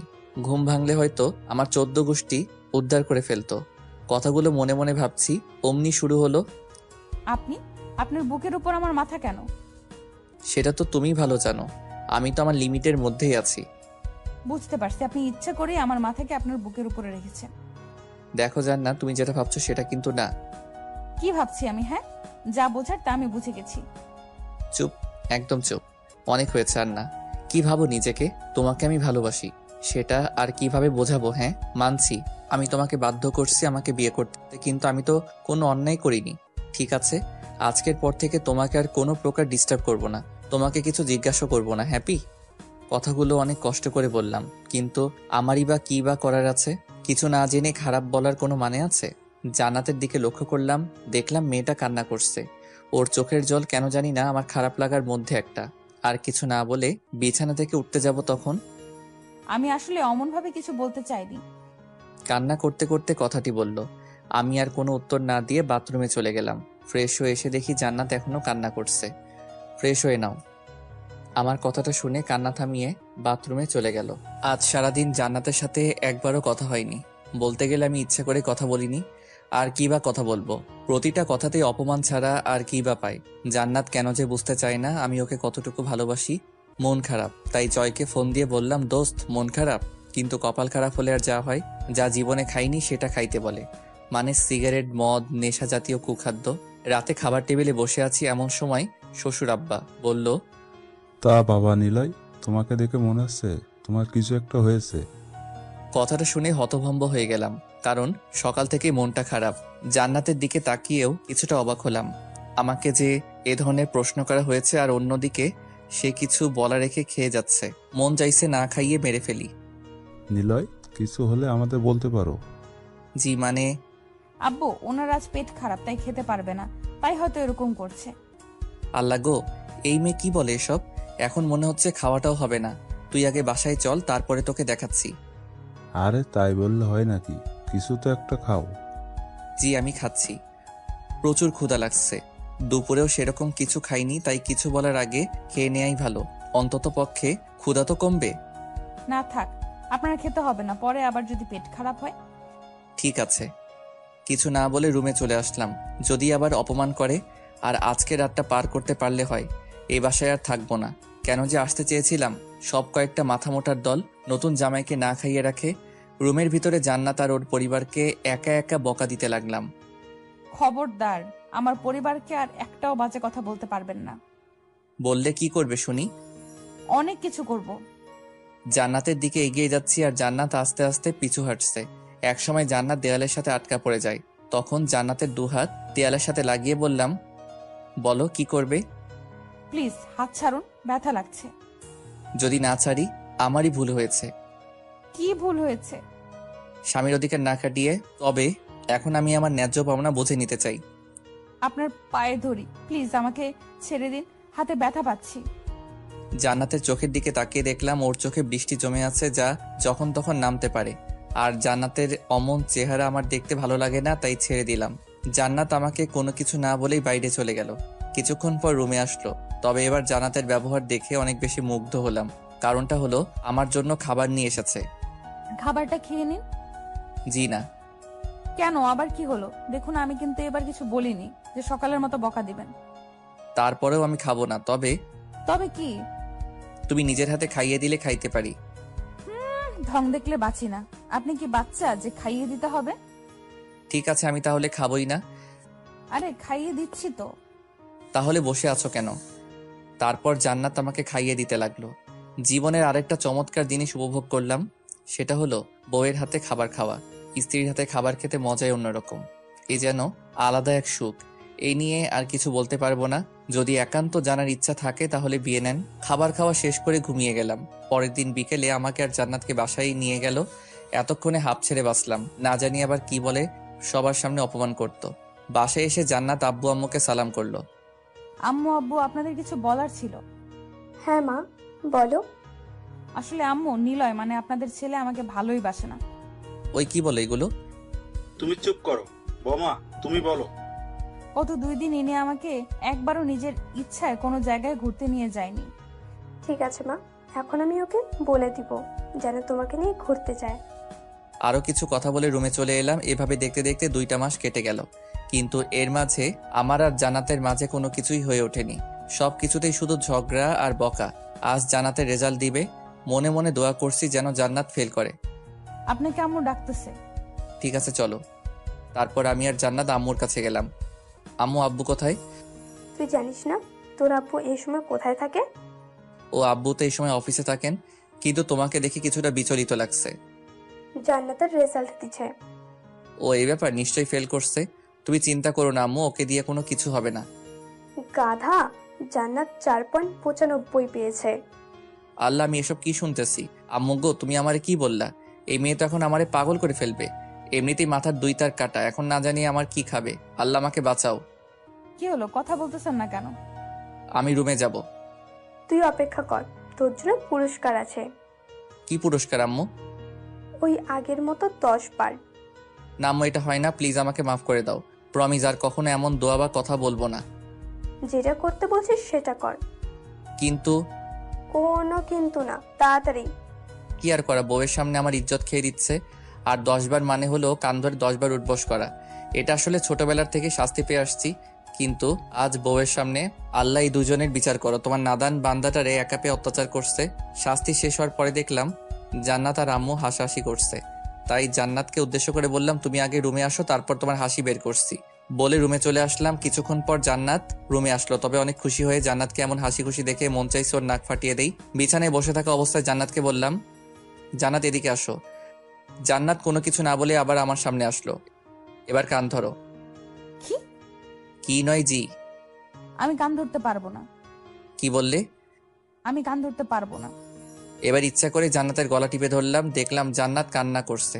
পরক্ষণে জান্নাতের গলার দিকে তাকিয়ে দেখলাম কিছুটা লাল হয়ে গেছে। কিন্তু আমি তোকে কষ্ট দিতে চাইনি, আমি তো ওর সাথে শুধু মজা করছিলাম। জান্নাত সোফার উপরে বসে কান্না করছে। এবার নিজেই নিজেকে ধিক্কার দিয়ে বলতে ইচ্ছা করছে, কি করছি আমি? মজা করতে গিয়েও মেয়েটাকে কষ্ট দিলাম। জান্নাত, আমি আসলে তোমাকে কষ্ট দিতে চাইনি, আমি শুধু মজা করতে চাইছিলাম। জান্নাতের সামনে বসে বললাম। জান্নাত প্লিজ কান্না করো না। কি চান আপনি? জান্নাত, তুমি এভাবে কথা বলছো কেন? জান্নাত, আমি আর আপনার সাথে থাকতে পারবো না। থাকতে পারবে না মানে? আপনি আমাকে ডিভোর্স দিবেন। কি বলছো তুমি এসব? আমি ঠিকই বলছি। বলে চোখ মুছতে মুছতে রুমের বাইরে চলে গেল। কি হচ্ছে এসব আমার সাথে? এইটুকুতেই জান্নাত রেগে গেল, কিন্তু আমি তো শুধুই মজা করতে চাইছিলাম। না, মাথা কাজ করছে না। বাজারে চলে আসলাম ঘোরাঘুরি করে। রাত 12টার সময় বাসায় গেলাম। কলিং বেল বাজাতেই আম্মু দরজা খুলে দিল, সাথে শুরু করে দিল, এত রাত অব্দি কোথায় ছিলি? আর তোর ফোন বন্ধ কেন? কি হয়েছে? না কিছু না। কি হয়েছে নিলয়, বল আমাকে। আম্মু কিছু হয়নি, এমনি ভালো লাগছে না। আম্মুকে আর কিছু বলার সুযোগ না দিয়ে রুমে চলে আসলাম। এসে দেখি জান্নাত ঘুমিয়ে আছে। কিছুক্ষণ ওর দিকে তাকিয়ে থাকতে থাকতে কখন যে চোখ দিয়ে জল গড়িয়ে পড়ছে বুঝতেই পারিনি। কেমন যেন মাথাটা ধরে আসছে, মনের ভিতরে বিষণ্ণতা ভরপুর করছে। সোফার উপরে বসে পড়লাম। জান্নাতের কথাগুলো এখনো কানে শুনতে পারছিলাম। ডিভোর্স। জান্নাত আমাকে এতটাই ঘৃণা করে যার কারণে আমাকে ডিভোর্স দিয়ে দিবে। হয়তো আমি ওর জন্য নয়, আমি ওর যোগ্যই না, ঠিকই তো। আমি তোকে বাধ্য করেছি আমাকে বিয়ে করতে। এটা তো জোর করে বিয়ে করা বোঝায়। ঠিক আছে, আমি তোমার জীবন থেকে চলে যাব। শুধু তোমার একার জীবন থেকে নয়, সবাইকে ছেড়ে চলে যাব অচিন দেশে, যেখান থেকে চাইলেও কেউ ফিরে আসতে পারবে না। আজকে চোখটাও বাদ মানছে না, সেই কখন থেকে জল পড়েই চলেছে। উঠে দাঁড়িয়ে জান্নাতের মাথার কাছে বসলাম। কেমন নিষ্পাপ চেহারাটা, আর তাকে কিনা আমি কষ্ট দেই। জান্নাতের মাথায় হাত দিয়ে বললাম, জানো জান্নাত, আমি অনেক খারাপ, অনেক পচা। শুধু শুধু তোমাকে কষ্ট দেই। তোমাকে কত কিছু বলতাম, তোমার মাথার তার নাকি কাটা। কথাটা বলেই হেসে দিলাম। আবার বলতে শুরু করলাম, জানো জান্নাত, আমি তোমাকে ছাড়া কখনো থাকতে পারবো না, আর তোমার কথাও ফেলতে পারবো না। জানো, তুমি যখন আমাকে অপমান করতে খুব খারাপ লাগতো, কিন্তু পরক্ষণে যখন মজা করতে তখন সব খারাপ লাগা হারিয়ে গিয়ে ভালোবাসা খুঁজে পেতাম। তোমার কোনো দোষ নেই, সব দোষ আমার। আমি হয়তো তোমার যোগ্য ছিলাম না, হয়তো এখনো না, আর আমার মনে হয় পরবর্তীতেও আমি তোমার যোগ্য হতে পারবো না। এইটুকু বলেই থেমে গেলাম। ভিতরে থেমে কথা বের হচ্ছে না। অনেক কষ্ট লাগছে কথা বলতে, আর পারছি না। জান্নাতের কপালে একটা চুমুকে পাশের রুমে চলে আসলাম, কারণ আমি জানি জান্নাতকে আমি যত দেখব ততই আমি দুর্বল হয়ে পড়ব। মনে মনে ঠিক করলাম 6 মাস পরে আমি জান্নাতকে ডিভোর্স দিয়ে দিব। বিছানায় শরীরটা এলিয়ে দিতেই ঘুমিয়ে পড়লাম। ঘুম ভাঙতেই গেল, চোখ খুলে দেখলাম আম্মু আব্বু আর জান্নাত পাশে দাঁড়িয়ে আছে। জান্নাতের দিকে তাকিয়ে দেখতে পেলাম জান্নাত কান্না করছে। হয়তো গতকালের ঘটনাটা এখনো মনে করে কান্না করছে। আমি কিছু বলতে যাব তার আগে আব্বু বলল, নিলয়, তোমার এমন অবস্থা কি করে হলো? মানে কি হয়েছে আমার? কি হয়েছে মানে? তোর হাতে যে স্যালাইনের সুচ লাগানো, সেটার প্রতি খেয়াল আছে? কি হয়েছে বাবা তোর? প্লিজ আমাদের বল। এতক্ষণ খেয়ালই করিনি আমার হাতে সুচ লাগানো, কিন্তু আমার হঠাৎ এই অবস্থায় আমি নিজে অবাক হচ্ছি। কি হয়েছে আমার? আম্মু, আমার কি হয়েছে? সেটা তো আমরা তোর থেকেই শুনতে চাইছি। মানে কি বলতে চাইছো তুমি? তোর কিসের এত চিন্তা, যার জন্য তোর এই অবস্থা? মানে আজ সকালে যখন জান্নাত আমাদের ডেকে এই রুমে নিয়ে আসলো, তখন তোকে ডাকার পরেও তুই কোনো রেসপন্স দিচ্ছিলি না। তাই ডক্টরকে ফোন দিয়ে আসতে বলে তোর বাবা। ডক্টর এসে বলল তুই নাকি অতিরিক্ত চিন্তা করছিস, তাই তুই নাকি মানসিকভাবে অসুস্থ। এখন বল তোর কি হয়েছে? আম্মু আমার কিছু হয়নি, তুমি একদম চিন্তা করো না। আর এখন তোমরা যাও, আমি একটু বিশ্রাম করব। আমার কথা শুনে আব্বু আম্মু চলে গেলেও জান্নাত আমার দিকে করুণ আর্তনাদে তাকিয়ে আছে। জান্নাত, আমি আসলে সরি তোমার সাথে জোর করে বিয়ে করার জন্য, কিন্তু আমি তোমাকে সত্যি অনেক বেশি ভালোবাসি। জান্নাত কিছু না বলেই দৌড়ে রুম ত্যাগ করলো। 2 দিন বাসায় থেকে রেস্ট নিলাম, এখন অনেকটা সুস্থ মনে হচ্ছে। নিচে এসে দেখি আব্বু আর জান্নাত বসে আছে। আমাকে দেখে আব্বু বলল, নিলয়, আমি চাই এখন থেকে তুমি আর জান্নাত একই সাথে ভার্সিটি যাবে। মানে আব্বু? মানে জান্নাতকেও তোমার ভার্সিটিতেই ভর্তি করানো হয়েছে। কিন্তু আব্বু, বিয়ের পরেও? বিয়ে হয়েছে তো কি, তোকে যেটা বলা হয়েছে সেটা করবি, ব্যাস। আমি আর কিছু বললাম না। জান্নাত হয়তো নিজেই পড়াশোনা করতে চায়, যেখানে জান্নাতের পুরো ভবিষ্যৎ পড়ে আছে। মনে বলার সাহস পেলেও মুখে বলার সাহস নেই। কেন বলবো আমি? জান্নাত তো আমাকে সহ্যই করতে পারে না, আর সেখানে আমার কিনা কথা তার ভালো লাগবে বলে মনে হয় না। আব্বু আমার সাথে কথা বলে রুমে চলে আসলাম। পরের দিন ভার্সিটি যাওয়ার জন্য রেডি হচ্ছি, এমন সময় জান্নাত হাতে একটা চিরকুট নিয়ে আমার সামনে এসে দাঁড়ালো। কিছু বলবে? জান্নাত কিছু না বলে হাতে থাকা চিরকুটটা দিয়ে বাথরুমে চলে গেল। জান্নাতের ব্যবহার দেখে অনেক অবাক হলাম। কিছু না ভেবে চিরকুটটি পড়ার জন্য খুলে ফেললাম। লেখা ছিল, একটু অপেক্ষা করুন, আমি রেডি হয়ে নিচ্ছি, তারপর একসাথে যাব। কথাগুলো পড়ে হতাশ হয়ে পড়লাম। আমাকে তুমি এতটাই ঘৃণা করো যার জন্য সামান্য কথাটা অবধি বলতে পারলে না? চিরকুটটা হাতে নিয়ে এসব ভাবছি, এমন সময় জান্নাত এলো। ওকে সাথে করে নিচে গেলাম। আব্বু আম্মুর সাথে কথা বলে ভার্সিটির উদ্দেশ্যে রওনা হলাম। বাসা থেকে ভার্সিটির দূরত্ব কম হওয়ায় তাড়াতাড়ি চলে এলাম। তারপর জান্নাতকে তার রুমটা দেখিয়ে বন্ধুদের কাছে এলাম।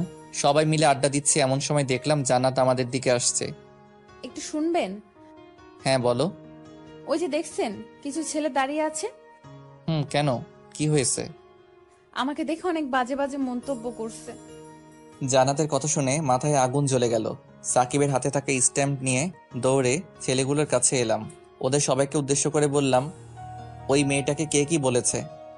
সব ছেলে চুপ হয়ে গেল, কারণ তারা সবাই আমাকে চেনে। আমাকে বললে ভুল হবে, আমার রাগকে চেনে। কিন্তু পাশে থাকা একটা ছেলে বলল, আমি বলেছি, আর মেয়েটা যে হট দেখতে।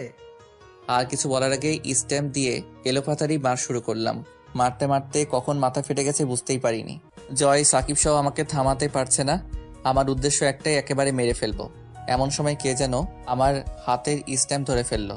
চেহারা না দেখে দিলাম একটা কষে থাপ্পড়। থাপ্পড়টা দেওয়ার পরে যেন আমার শরীর থেকে জান বের হয়ে যাওয়ার অবস্থা, কারণ সেখানে আর কেউ না, জান্নাত ছিল। থাপ্পড় এতটাই জোরে দিছি যার জন্য জান্নাত সেন্সলেস হয়ে গেছে। আশেপাশে তাকিয়ে দেখলাম ভিড় জমে গেছে। জয়, সাকিব, রাহুলকে বললাম, তোরা এই জানোয়ারটাকে দেখ, আমি জান্নাতকে নিয়ে হসপিটালে যাচ্ছি। জান্নাতকে জরুরি বিভাগ থেকে ট্রিটমেন্ট করে নিয়ে বাসায় এলাম। এরই মাঝে 2 দিন আর স্কুলে যাইনি। আজ সকালে রাহুল ফোন দিয়ে ভার্সিটি আসতে বলল, আর আমারও বাসায় থাকতে ভালো লাগছিল না, তাই ভার্সিটি যাওয়ার জন্য রেডি হচ্ছিলাম। এমন সময় জান্নাত এলো। কিছু বলবে? বলো, কি বলবে? আবার মারবেন না তো? আরে তোমাকে মারতে যাব কেন বলো? আমিও ভার্সিটি যাব। কিছুক্ষণ চুপ থাকার পর জান্নাতকে রেডি হতে বললাম। নিচে বসে আম্মুর সাথে কথা বলছি, তখন জান্নাত রেডি হয়ে নিচে এলো। তারপর আম্মুকে বলে আমি আর জান্নাত বের হলাম। একটা কথা বলি? বলো। চলেন আজ রিক্সা করে যাই। তোমার দরকার হলে যাও, আমি যেতে পারবো না। কেন পারবেন না? যেতে পারবো না, ব্যাস। এত কথা বলো কেন? জান্নাত আর কিছু বললো না। তারপর গাড়ি নিয়ে ভার্সিটি এলাম। ভার্সিটি আসতেই বন্ধুরা এলো। নিলয়, তোকে প্রিন্সিপাল স্যার ডাকছে। কেন? সেটা বলিনি। ঠিক আছে, তোরা থাক, আমি আসছি। আরে না, সাথে ভাবিকেও নিয়ে যেতে বলেছে। ঠিক আছে, তাহলে তোরাও চল। তারপর প্রিন্সিপাল স্যারের রুমে ঢুকতে ঢুকতে পেলাম ওই ছেলেটাকে দেখেই মাথায় আগুন জ্বলে উঠলো। মন চাইছে কুপিয়ে হত্যা করি। নিলয়, এদিকে আসো। জি স্যার, বলুন, কি বলবেন? তারপর স্যার সেদিনের ঘটনা বলল।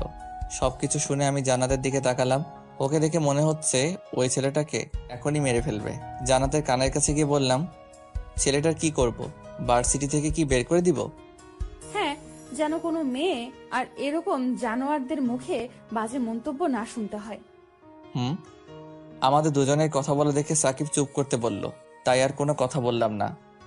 নিলয়, এখন তুমি কি চাও? স্যার, ছেলেটা আমার স্ত্রীকে বাজে মন্তব্য করেছে, এর জন্য সে উপযুক্ত শাস্তিও পেয়েছে। কিন্তু সেদিন আমি ছিলাম বলে আর কিছু করতে পারিনি। কিন্তু যদি অন্য কোনো দিন অন্য কোনো মেয়েকে বাজে মন্তব্য করে, তাহলে তাদের কি হবে? তাই আমি আর জান্নাত চাই এরকম ছেলেদের আমাদের ভার্সিটি থেকে বের করে দেন। ঠিক আছে, তাই হবে। এখন তোমরা যাও।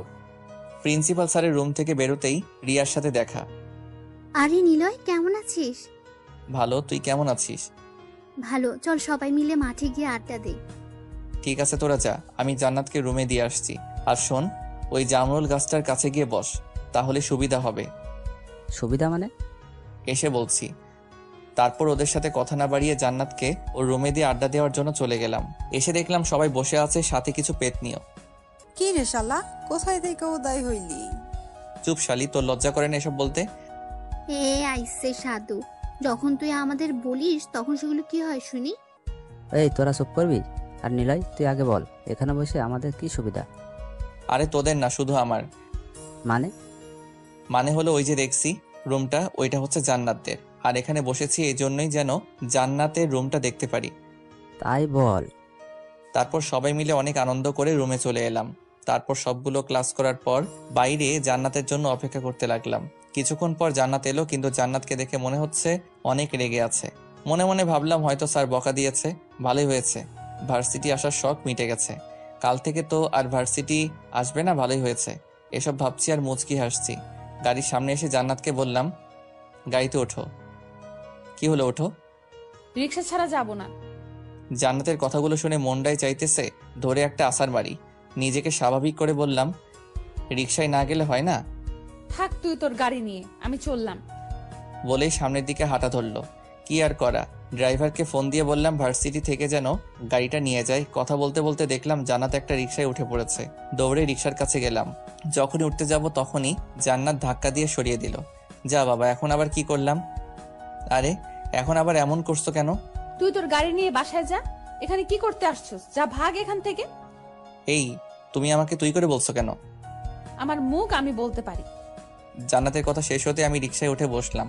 তারপর রিক্সাওয়ালা মামাকে বললাম চালাতে। এখন বলো, তুমি রাগ করছো কেন? কি হলো বলো? খবরদার আমাকে স্পর্শ করবি না। ঠিক আছে, আমি তাহলে নেমে যাচ্ছি। একদম না, চুপচাপ বসে থাক। তাহলে বলো কি হয়েছে?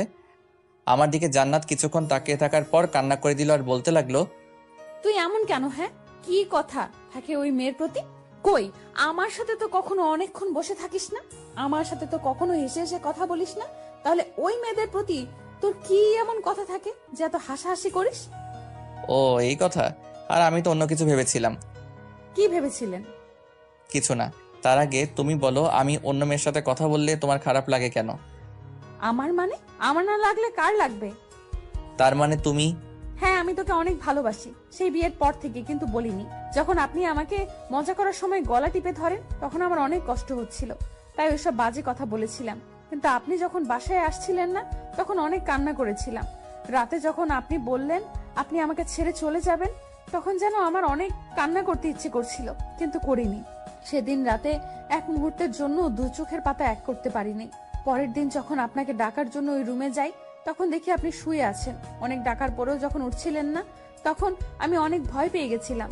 সেজন্য আম্মু আব্বুকে ডেকে আনি আর আপনার সাথে কথা বলতে চাইনি, কারণ আপনি হঠাৎ আমাকে মারেন, কারণ আপনার অনেক রাগ। আর যখন ওই ছেলেটাকে মারলেন তখন আপনাকে সব সত্যি বলতে চেয়েছিলাম, কিন্তু আপনি উল্টো আমাকে থাপ্পড় দিয়ে হসপিটালে পাঠানোর ব্যবস্থা করেন। আর শোনেন, আমি এসব ডিভোর্স নিতে পারবো না, কিন্তু আপনি যদি আমাকে মারেন তাহলে আমি একদম আমার আব্বুর বাসায় চলে যাব। জান্নাতের কথা শুনে আমি তো রীতিমতো অবাক। কি বলে মেয়েটা, আমাকে কষ্ট দেওয়ার জন্য এসব করেছে? জান্নাতের কথা শুনে চোখ দিয়ে জল গড়িয়ে পড়লেও মুচকি হেসে জান্নাতকে জড়িয়ে ধরলাম। ঠিক আছে পাগলি, আর কখনো তোমাকে কষ্ট বা মারবো না, শুধু আদর করব। মনে থাকে জানো, আর যদি আপনি কখনো কষ্ট দেন তাহলে তোমার খবর আছে। কিন্তু তুমি আমাকে আপনি না তুমি বললে। দুটোই বলছি, এখন থেকে তুমি বলবো। তারপর জান্নাতের সাথে কথা বলতে বলতে বাসায় চলে এলাম। রিকশায় থেকে নেমে বললাম, জান্নাত আমার কাছে তো টাকা নাই। তো আমি কি করব? আমি কি তোমাকে বলেছিলাম রিকশায় উঠতে বলেছিলাম? আমার টাকা আমি দিব আর তোমার টাকা তুমি দিবা। এই না প্লিজ, তুমি দিয়ে দাও, পরে শোধ করে দিব। প্রমিস? হ্যাঁ গো বউ। তারপর জান্নাত টাকা দিয়ে বাসার ভিতরে চলে এলাম। রাতের খাবার খেয়ে ঘুমোতে যাব এমন সময় জান্নাত এলো। আমাকে দেখে বলল, একটা কথা বলি। হ্যাঁ বলো। কাল কোথাও ঘুরতে বের হলে কেমন হয়? ভালো, তবে এখন আমার কিছু কথা তোমাকে রাখতে হবে, যদি রাখো তাহলে যাব। ঠিক আছে, বলো। জান্নাতকে কাছে আসতে বলে কিস করতে লাগলাম। প্রথমে জান্নাত ছাড়াতে চাইলেও পরে আর বারণ করার চেষ্টা করেনি। দুজনে চলে গেলাম ভালোবাসার এক অচিন সমুদ্রে। তারপর জান্নাতের কপালে একটা ভালোবাসার পরশ এঁকে দিয়ে ঘুমিয়ে পড়লাম। পরের দিন ঘুম থেকে উঠে দেখি জান্নাত এখনো শুয়ে আছে। এই ফাঁকে জান্নাতের মলিন গালটাতে একটা কিস করলাম। আমি গালে হাত দিয়ে বসে আছি। জান্নাত কিছু না বলে আমার কোলে বসে লিপ কিস করতে লাগলো, কিন্তু হঠাৎ করে আমাকে ধাক্কা দিয়ে বিছানায় ফেলে দিয়ে বাথরুমে চলে গেল। কিছুক্ষণ পর জান্নাত ফ্রেশ হয়ে রুমে এলো। যাও ফ্রেশ হয়ে নাও। হ্যাঁ, কিন্তু তুমি চলে গেলে কেন? এত রোম্যান্স ভালো না বাবু, এখন যাও। তারপর আমিও ফ্রেশ হয়ে রুমে আসলাম। বিছানায় রাখা ড্রেসটা পরে নিলাম। ড্রেস পরে নিচে আসলাম, দেখলাম আব্বু আম্মু আর জান্নাত বসে আছে। জান্নাত আব্বু আম্মুর সাথে অনেক এসে কথা বলছিল। এটা দেখে অনেক রাগ হলো। আমাকে ড্রেস পরতে সাহায্য করলে কি এমন হতো? মনে মনে ঠিক করলাম জান্নাতকে কিভাবে জ্বালানো যায়। কি হলো, দাঁড়িয়ে আছো কেন? না এমনি। জান্নাত একটু রুমে আসো। তারপর আমি রুমে চলে গেলাম। কিছুক্ষণ পর জান্নাত রুমে আসলো। কি হলো, ডাকলে কেন? জান্নাতের কথায় কোনো উত্তর না দিয়ে কোমরে হাত দিয়ে কাছে টেনে আনলাম। জান্নাত কিছু বলবে তার আগে জান্নাতকে আমার শরীরের আরো কাছে নিলাম। বলা যায় দুজনের শরীর এখন এক শরীরে রূপান্তরিত হয়েছে। আমার এমন কাজ দেখে জান্নাত খুব দ্রুত আরো জোরে জোরে নিঃশ্বাস ফেলতে শুরু করলো। জান্নাতের এমন ভীতু চেহারা দেখতে অনেক মলিন লাগছিল। ঠিক তখন মনে পড়লো জান্নাতকে জ্বালানোর কথা। জান্নাত, তুমি আমাকে কতটুকু ভালোবাসো? অনেক বেশি ভালোবাসি। আমার জন্য কি করতে পারবে? তুমি যা বলবা তাই করব। সত্যি তো? ছেড়ে দিলা কেন? আগে বলো, সব করতে পারবে? গো বাবা, তুমি যা বলবা তাই করব। ঠিক আছে সোনা বউ, এখন 10 বার কান ধরে উঠবস করবে আমার সামনে। কি? তুমি কিন্তু বলেছো আমি যা বলবো তাই করবে। এই না প্লিজ বাবু, আমি এটা করতে পারবো না। স্বামীর কথা না শুনলে যে স্বামীর ক্ষতি হয়। কিন্তু তুমি তো। আমি কি সোনা বলো? আমি কিন্তু কান্না করব। ও বুঝতে পারছি, তুমি তো আমাকে ভালোই বাসো না, আমার কথা কেন শুনবে? কে বললো ভালোবাসি না? ভালোবাসলে তুমি আমার কথা রাখতে। থাক, তোমার কিছু করা লাগবে না, আমি গেলাম। এই না না, তুমি বসো, আমি কান ধরে উঠবস করছি। ওকে সোনা।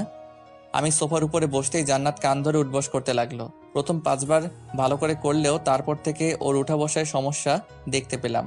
আর তাছাড়াও শাড়ি পরে এ ধরনের কাজ করা অনেকটাই দুর্লভ। মোট 8 বারের মতো হয়েছে। তখন জান্নাতকে থামতে বললাম। তারপর আমার কাছে টেনে বসালাম। প্রথমে বসতে চাইছিল না, পরে জোর করে কোলে বসালাম। বাবু, রাগ করছো? না। ঠিক আছে, আর কখন এসব করতে বলবো না। এখন তো একটু হাসো। জানো আমি তোমাকে এটা করাতাম না, কিন্তু তুমি আব্বু আম্মুর সাথে হেসে হেসে কথা বলছিলা, যা দেখে হিংসা হচ্ছিল, তাই এটা। তার মানে তুমি? বলেই আমার বুকে মারতে লাগলো। মেয়েটার হাতে শক্তিও আছে বটে, প্রতিটা মারেই ব্যথা লাগে। জান্নাতকে বুকের সাথে আরো চেপে ধরলাম যেন মারতে না পারে। দেখতে দেখতে আমাদের বিয়ের 6 মাস চলে গেল।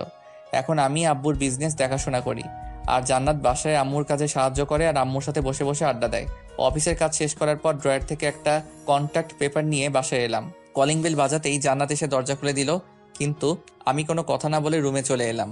জান্নাত আমার এমন ব্যবহার দেখে অনেকটা হতভম্ব আর অবাক হওয়ার কথাটাই স্বাভাবিক, কারণ প্রতিদিন বাসায় এসে জান্নাতের সাথে কথা বলি, সেটাও তার প্রশংসা। রুমে এসে গম্ভীর মুখ নিয়ে বিছানায় বসে পড়লাম। জান্নাত তো আমার পিছু পিছু এলো।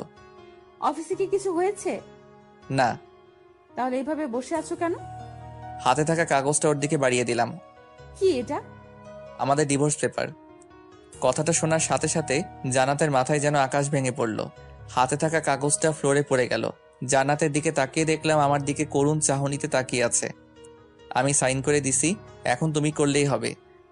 জান্নাত এবার কেঁদে দিল, আর এত জোরে জোরে কান্না শুরু করলো যে নিচ থেকে আম্মু আমাদের রুমে এসে পড়লো। কি হলো মা, কান্না করছিস কেন? আম্মু তোমার ছেলে আমাকে ডিভোর্স দিবে। মানে কি বলছিস এসব? বিশ্বাস না হলে নিলয়ের থেকে শোনো। নিলয়, জান্নাত এসব কি বলছে? আম্মু, জান্নাত একদম মিথ্যা কথা বলছে। আমি মিথ্যা বলছি তাই না? তাহলে এই কাগজটা কিসের? দেখি, আমাকে দেখতে দে। আম্মুর কাগজটা পড়ে হেসে দিল, সাথে আমাকে বলল, গাধা, তোর বুদ্ধি আছে দেখছি।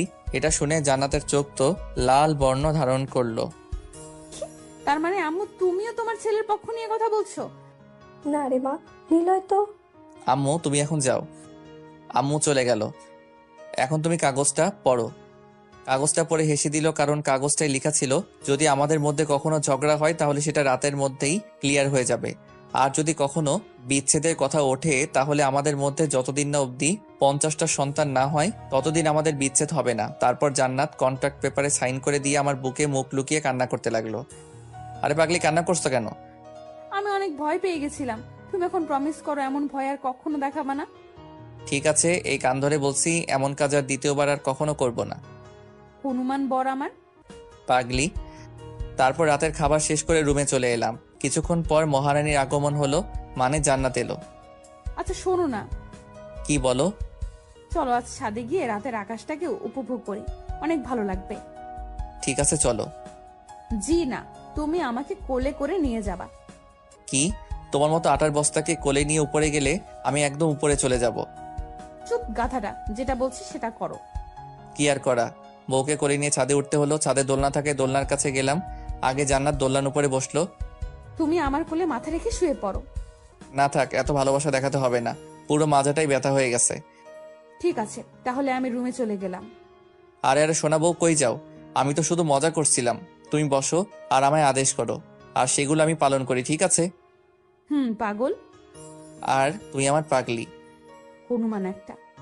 তুমি যেসব বলো, তোমার লজ্জা করে না? লজ্জা কিসের? আমার বরকে আমি বলবো, তাতে লজ্জা পাওয়ার কি আছে? দরকার পড়লে আরো কিছু বলবো। তোমার কোনো সমস্যা? না, আমার কি সমস্যা হবে? ঠিক আছে, তাহলে আরো বলছি। ডায়নোসর, কালো বিড়াল, হারামি, গুন্ডা, লুচ্চা, বদমাস। আরো কিছু বলবে তার আগেই জান্নাতের মুখটা বন্ধ করে নিলাম। আপনার আবার ভাইবেন না কিস করছি, হাত দিয়ে মুখ চেপে ধরছি যেন আর না বলতে পারে। জান্নাত কিছুক্ষণ চেষ্টা করার পরেও যখন পেরে উঠছিল না, ঠিক সেই সময় হাতে কামড় দেয়। আউচ! কামড় দিলে কেন? 100 বার দিব। তুমি আমার মুখ চেপে ধরে রাখবে আর তোমাকে কিছু বলবো না? এটা কি হয় সোনা? দেখো তো হাত কি হয়ে গেল। ওলি আমার বাবুটা লিয়ে। আচ্ছা কাছে আসো, এখন তোমায় একটু আদর করি। না থাক, আমার আদর লাগবে না। আরে আসো তো আগে। থাক, আপনাদের আর জানতে হবে না। আর তাছাড়া আমার লজ্জা লাগছে। এই যে বন্ধুরা, শুনছো? নতুন নতুন রোমান্টিক ভালোবাসার গল্প পেতে ও শুনতে চাইলে আমাদের আমিনুল লাভ স্টোরি চ্যানেলটি সাবস্ক্রাইব করে বেল বাটনটি অন করে দিও। লাইক কমেন্ট করতে মোটেও ভুলবে না কিন্তু। ধন্যবাদ।